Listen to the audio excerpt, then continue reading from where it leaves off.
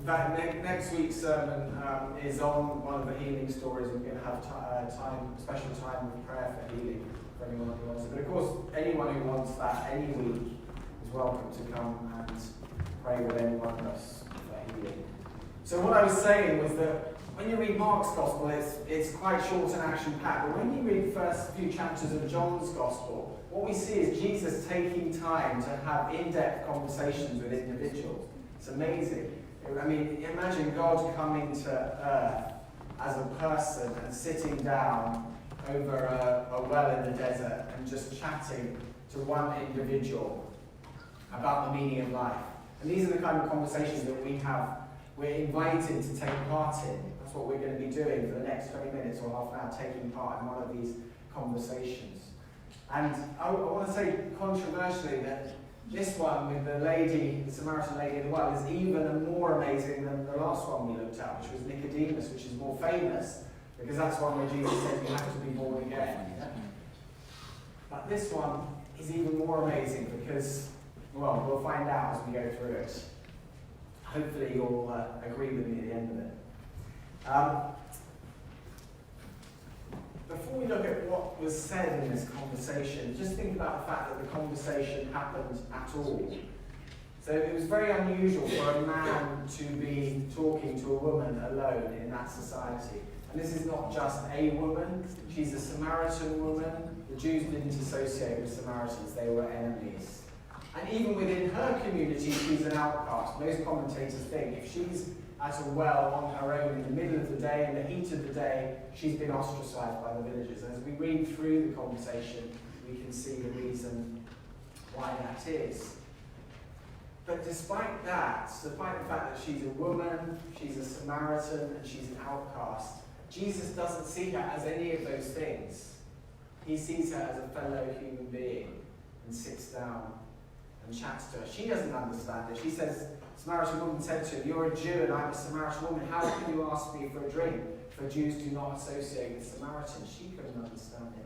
But he saw her as a human being. In fact, he wasn't just prepared to talk to her. He starts off the conversation by asking her a favour. He asked her for a favour. Can you help me with some water? And we want to learn about how to have good conversations with Jesus. That's a good way to start a conversation with a stranger because you're affirming them and building them up. And you're emphasizing that we are human beings together.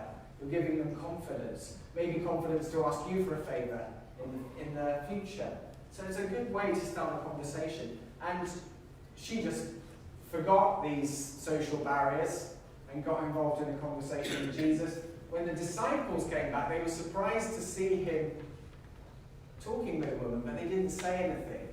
They were struck by the liberating picture of human being talking to human being across these barriers that seem to dominate their society. So that's the first thing. The fact that Jesus had this conversation in the first place is pretty amazing. The disciples were amazed about it. But when, Jesus certainly doesn't have any hesitation in talking to her, but he doesn't waste much time in small talk. He gets straight down to spiritual truths about the meaning of life.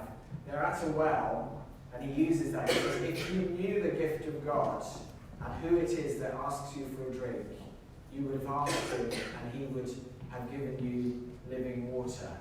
So although in John Jesus takes whole chapters of long conversations with people, he's taking time with them, he does have a mission in mind. He's saying the same kind of thing to this lady as he did to Nicodemus, which is you've got to see beyond what you see with your eyes. You've got to see beyond the physical realm and think about spiritual. You've got to have the eyes of your heart opened.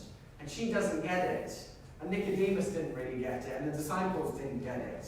So Jesus keeps on having to say it. She said, Sir, the woman said, you've nothing to draw with and the well is deep. Where can you get this living water? She's still thinking about physical water. And later when the disciples came back, meanwhile his disciples urged him, Rabbi, eat something. But he said to them, I have food to eat that you know nothing about. And the disciples said to each other, could someone have brought in food? My food, said Jesus, is to do the will of him who sent me and to finish his work. He's trying to get them to see beyond the physical. Even when he's talking to Nicodemus, who was supposed to be a religious teacher, he didn't get it. And you can tell Jesus' frustration. If you don't understand about spiritual things, how can the people you're supposed to be teaching? Remember last time he said, flesh gives birth to flesh, but the Spirit gives birth to spirit. You should not be surprised at my saying you must be born again. The wind blows wherever it pleases. You hear its sound, but you cannot tell where it comes from or where it's going. So it is with everyone born of the Spirit. So you see the common theme that's building up in these early chapters. But Jesus steps it up a bit here. He has a different picture for life in the Spirit. Last time it was being born again, born in the Spirit. This time it's fresh flowing water. And that's what I mean about there's even more blessing here, but we have to be born to be alive. It's something that has to happen. But no one's pretending it's much fun, either for the baby or the mother. But when we're looking at the picture of fresh flowing water in an arid desert, that's something that is sweet to the taste and is going to give joy. And that's why this picture is building on the picture of new birth. Water is not something that we need in every cell of our body, but it's something that brings great pleasure to us when we are thirsty. And that's the first lesson really about what worship in spirit and truth is. It's about where we are seeking our joy in life. Okay? And this insight was perhaps most famously expressed by a man called John Piper, who wrote a book called Desiring God, Meditations of a Christian Hedonist. This is a classic book that came out about 30 years ago, and Vitor, who's a great fan of John Piper, kindly donated this copy of the book to the church. Anyone who wants to read it, you're welcome to read it. You should read it. And what John Piper's message is, it's really an exposition on one sentence that you find in one of the Church of England prayer books, which is based on Scripture, which says the chief end of man is to, anyone know? Glorify God and enjoy Him forever. Jesus has not come to spoil our lives. And we tend to think about pleasure seeking and seeking happiness as something that we shouldn't do. And the message of John Piper and the message of the Bible and the message that Jesus is giving here to this woman is that there's nothing wrong with seeking happiness and joy. The question is, where do we seek it? So John Piper says that where we seek our happiness and joy from, that is our God.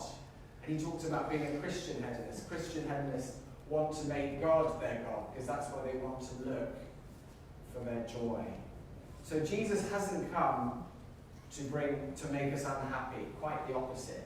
And Hebrews 11 verse 6 says, without faith it's impossible to please God. For whoever will draw near to God must believe that He exists and that He rewards those who seek Him. In other words, you can't please God unless you come to Him looking for a reward. That is the first message of this conversation with Jesus. He's come to bring deep joy. The chief end of man is to glorify God and enjoy Him forever. That's the first lesson, what it means to worship in spirit and truth. And this lady has already heard enough. She wants this life-giving water welling up inside her. Sir, give me this water so that I won't get thirsty and have to keep coming here to draw water. You know, imagine Torquil went out with a few people last week, Dion, I think, to evangelise in the park. Imagine if he'd started talking about things of the kingdom and they said, yeah, give me some of this, I want it. You'd think, wow, it's all teed up for Jesus to start talking about love and forgiveness and grace and convert her. And what does Jesus reply? It's a complete bombshell. Go and call your husband and come back. I have no husband, she replied. Jesus said to her, you are right when you have no husband, when you say you have no husband. The fact is, you've had 5 husbands, and the man you now have is not your husband. What you have said is quite true. I wonder if any of you are new to church and you come up for prayer afterwards and the pastor starts drawing attention to your moral failings or past things that are in your life that are sources of hurt. We'd be hurt. This seems a very odd thing for Jesus to say. I mean, what is Jesus saying? Is he saying you can't come to me unless you're morally upright, unless you've lived a good life? We know that's not the case. Jesus knows her background. And he's the one that's gone up to her and disturbed her afternoon. She hasn't come to him. He's seeking her out. So we know that's not it. We know you don't have to be perfect or have a great past to come to Jesus. That's not what it's about. What it does mean is what Jesus doesn't say to us, to any of us, is come to me, all of you who are heavy laden. Come to me just as you are and stay just as you are. That's what he doesn't say. Think about the lady caught in adultery, who was another oppressed woman. The crowds were baying for her life. He saves her, and what does he say to her at the end of it? Go and leave your life of sin. What about the rich young ruler? It's not just the oppressed lady. He's got the same message for everyone he meets, an uncompromising message about turning your life around. The rich young ruler was told to sell all he had and give to the poor. Zacchaeus, the tax collector, had to completely change his life. And Nicodemus, we heard last week, he was a religious teacher, but Jesus says you have to start again. His message is uncompromising. And why is that? Why doesn't he just, when the woman's asking for this water of life, why doesn't he just say, sister, you are forgiven? Tom Wright says we have to choose. We can't drink. If we want to drink from the fresh, flowing water that Jesus is offering here, we can't carry on drinking from the stagnant pools of mouldy water that we're used to drinking from. And it goes back to what we were saying earlier about where we seek our pleasure, where we seek our joy, where our heart's desires are focused. Remember what John Piper said, we all make a God out of what we take most pleasure in. Christian hedonists want to make God their God by seeking their greatest pleasure in him. Most of us are not Christian hedonists, if we're honest. We're naturally just hedonists. Our eyes are fixed on the things, the ambitions of this world. And that's where our desires often, where our hearts often lead us. The usual things, money, sex, power, romantic love, comfort. All these things, that's what we're seeking with our hearts. And Jesus is offering a choice here. This lady has been seeking her meaning in life and happiness in relationships with men and it hasn't worked out. He's saying either you look for your meaning there or you look to me. The choice, really, let's just pause for a moment and think about that choice in our life. What fountain are we drinking at ourselves? It is a real choice. Think about those people I just mentioned. We don't know what happened to the adulterous woman. We don't know whether she left her life of sin. We do know the rich young man went away sad because he wasn't prepared to sell all he had. We know Zacchaeus did choose to turn his life around and repay everyone he owed. We don't know too much about Zacchaeus. The choice is there, it's put before us. If you carry on drinking from these other wells, you will continue to be thirsty. But whoever drinks the water I give will never thirst. Indeed, the water I give them will become in them a spring of water welling up to eternal life. So what about this lady? How did she respond to that bombshell? She seems to change the subject. Sermon said, I can see you're a prophet. Our ancestors worshipped on this mountain, but you Jews claim that the place where we must worship is in Jerusalem. Is she just trying to change the subject? Is this like a young person saying, I can't believe that God allows suffering when really they want to sleep with their boyfriend or girlfriend? Is she trying to divert the whole conversation away from her sexual morality? Or is she genuinely pushing back and thinking, here's a Jewish man. Your people have oppressed my people throughout history. You've tried to impose your religion on us. You say we have to worship in Jerusalem, and now you're coming to try and impose your morals on us.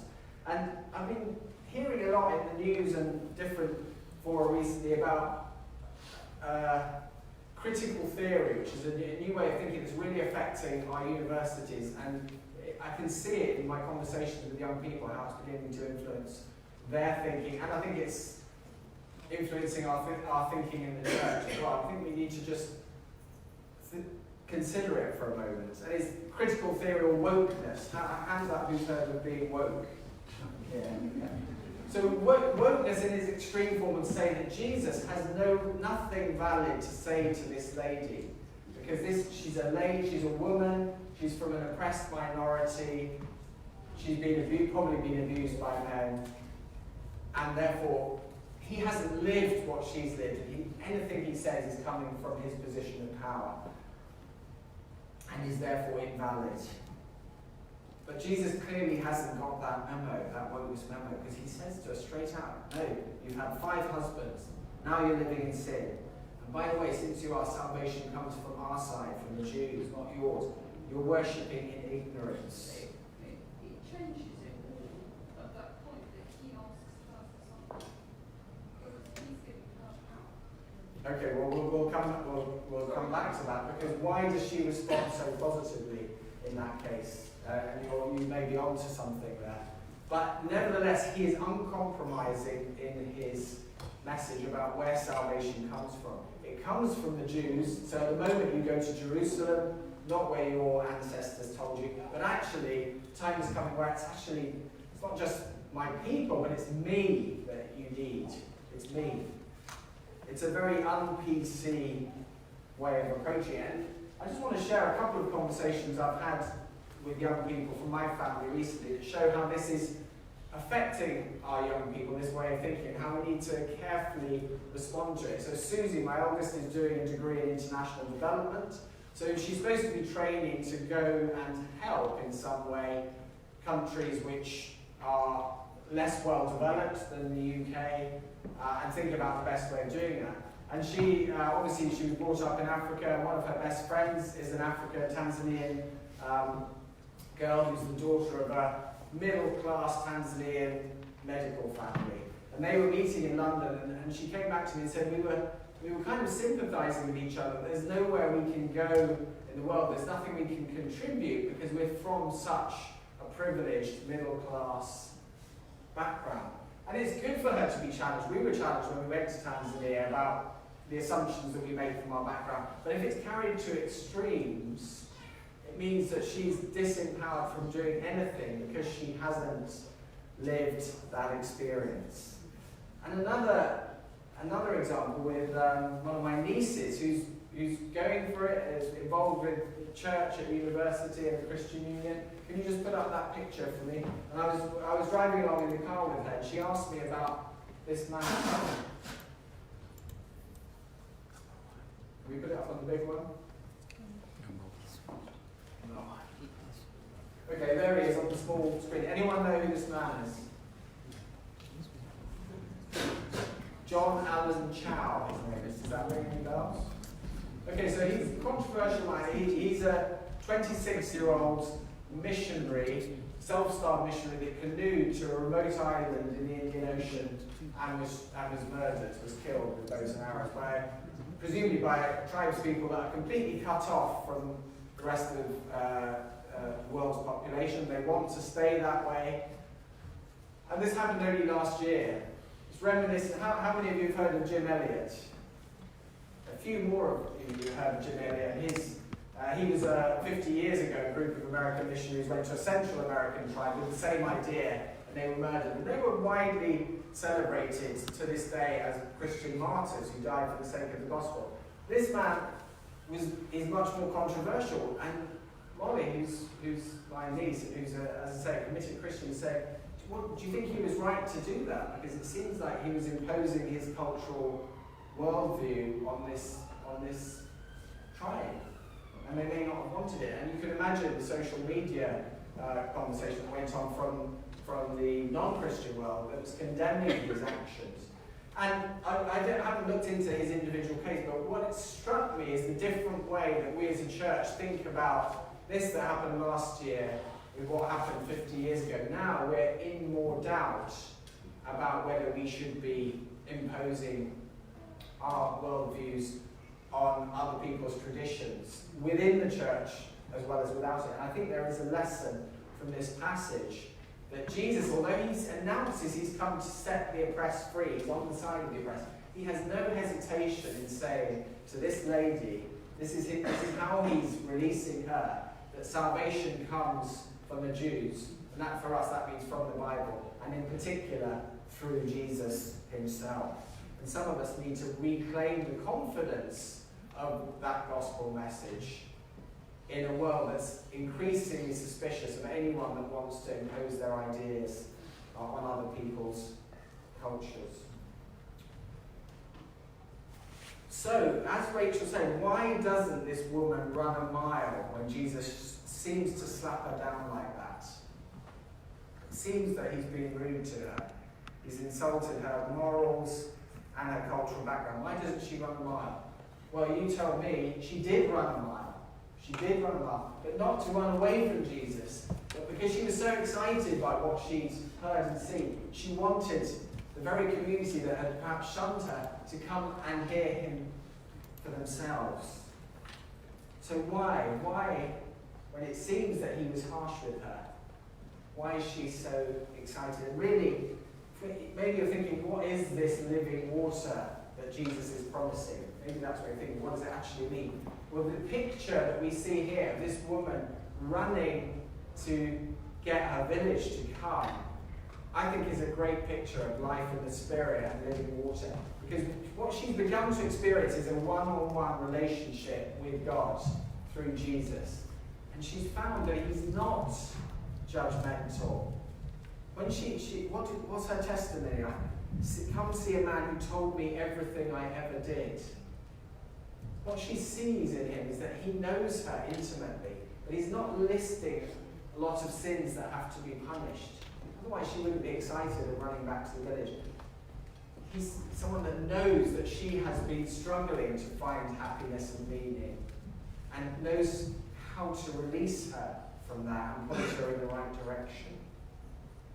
That is what living water is. It's about a growing personal relationship with God, in which we find him not to be a harsh judge, but a gentle Saviour. And there's another clue in the text as to why this woman was attracted, not repelled by Jesus. Woman, Jesus replied, believe me, a time is coming when you will worship the Father neither on this mountain nor in Jerusalem. Believe me, a time is coming. That's what our translation says. But the original is the hour is coming. When Jesus in John's Gospel refers to the hour, he's talking about his death. So even now, he's thinking about his death. And this woman, although she doesn't understand that Jesus is going to die, let alone the theology of the cross, she sees something in Jesus' eyes that makes her realise that this man really is on her side. He's not just offering a new promise, a new way of living, but he's someone that's prepared to suffer with her and for her. And in a way, the gospel is the ultimate answer to this whole wokeness thing, because extreme wokeness says nobody in a position of power or privilege can tell anyone lower down the chain what to do. It's invalid. They haven't experienced life like the people lower down the chain. Well, God would come into that category. God's pretty powerful and privileged, isn't he? So he can't tell us what to do. And of course, that is the whole gospel message. That God didn't just overpower us and tell us what to do, but he came down and was born in a stable and lived a humble life as a travelling preacher and died and suffered and took the suffering of the world on his own shoulders. And as I say, this woman didn't understand all the details there, but surely she could see as she interacted with Jesus that this was a man that was prepared, that was really on her side, even if it would cost him his life. And maybe others of us, and we've talked about those who maybe need to reclaim some confidence in the gospel. Maybe others of us are quite confident in preaching that the gospel is the only way to God, but we need to think about how we deliver that message, and whether when we deliver it, people see in us someone that is on their side, someone that's prepared to follow Jesus, take up our cross, and stand with them in suffering. So the lessons for all of us in the church, but really the most important lesson is the one that this this woman has, it's her legacy to us. I wish we knew her name. She's one of the most remarkable evangelists in the Gospels, but we don't know her name. The postscript to this story, many of the Samaritans from that town believed in Jesus because of the woman's testimony. He told me everything I ever did. So when the Samaritans came to him, they urged him to stay with them. He stayed 2 days, and because of his words, many more became believers. She was a great evangelist. We don't know her name, but we know the name of the man she was speaking to, and what a beautiful name that is, the name of Jesus. And wherever we are searching for our meaning and happiness in life, what Jesus said at the close of this conversation is, even if you don't know it, I am the one that you've been searching for. I'm the only one that can give you meaning. The woman said, I know that Messiah called Christ is coming. When he comes, he will explain everything to us. And Jesus declared, I, the one speaking to you, I am he. What a beautiful name, what a beautiful promise he offers us.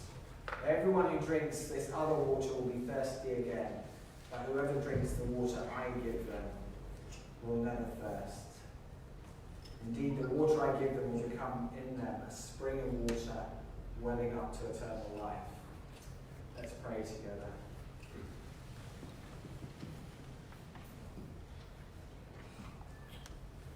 Father, we just thank you for this beautiful picture of who you are, that you came down as one of us and took the time to talk these things through to all types of different people.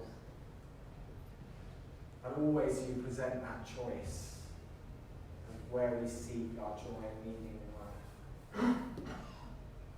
Let's just take a moment again to reflect on that choice before us today. Where are we looking for our joy and happiness?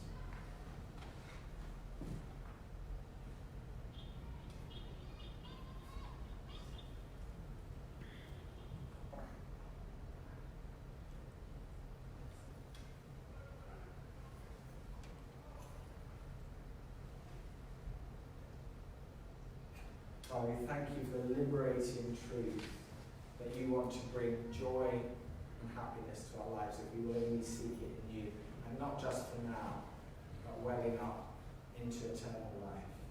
We thank you that you died to achieve this, and that your word says that Jesus, for the joy set before him, endured the cross. That joy is us having a relationship with him and with you. What an amazing fact that is, Father. Just move our hearts through your Spirit to change in response to your words as this